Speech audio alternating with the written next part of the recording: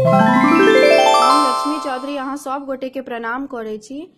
आई हम वरमाला के एकटा गीत गाबि रहल छी। गीत नीक लागत तऽ गीत के अधिक से अधिक शेयर करब। धन्यवाद।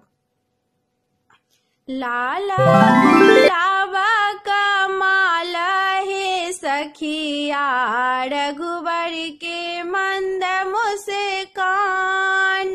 लाला गुलाबा का माला हे सखिया, रघुवर के मंद मुस्कान। कोने रंगा फूलाया कथी के डोरिया, किन काल साज साजे लौना गड़िया। कोने रंगा फूलाया कथी के डोरिया, किन काल साज साजे लौना गड़िया।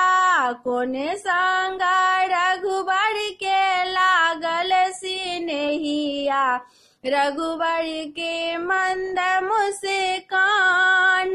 कोने संगा रघुवर के लागल सिनहिया, रघुवर के मंद मुस्कान। लाल गुलाबा का माला हे सखिया, रघुवर के मंद मुस्कान। लाले लाले फूला आरे सम के डोरिया, सिया राम साजा साजे लौना गड़िया। लाले लाले फूला आरे सम के डोरिया, सिया राम साजा साजे लौना गड़िया। सिया संग रघुवर के लागल सिनहिया, रघुवर के मंद मुस्कान। सिया संग रघुवर के लागल सिनहिया, रघुवर के मंद मुस्कान।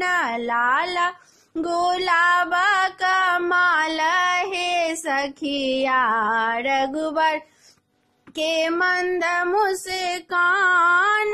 कोने रंगा कंगनाया, कोने रंग चुनरिया, कोने रंगा सीता के लागल ओ हरिया।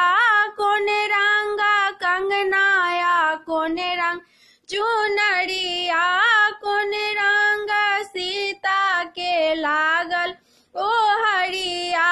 कोने संगा सीता के लागल सिनहिया, रघुवर के मंद मुस्कान। कोने संगा सीता के लागल सिनहिया, रघुवर के मंद मुस्कान। लाल गुलाबा का माला हे सखिया, रघुवर के मंद मुस्कान। लाल लाल कंगना कुसुम रंग चुनरिया, सतरंगी सिया के लागल ओ हरिया। लाल लाल कंगना कुसुम रंग चुनरिया, सतरंगी सीता के लागल छन ओ हरिया। रघुवर के संग में लागल सिनहिया, रघुवर के मंद मुस्कान। रघुवर के संग में लागल सिनहिया, रघुवर के मंद मुस्कान। लाल गुलाबा का माला हे सखिया, रघुवर के मंद मुस्कान। लाल गुलाबा का माला हे सखिया, रघुवर के मंद मुस्कान।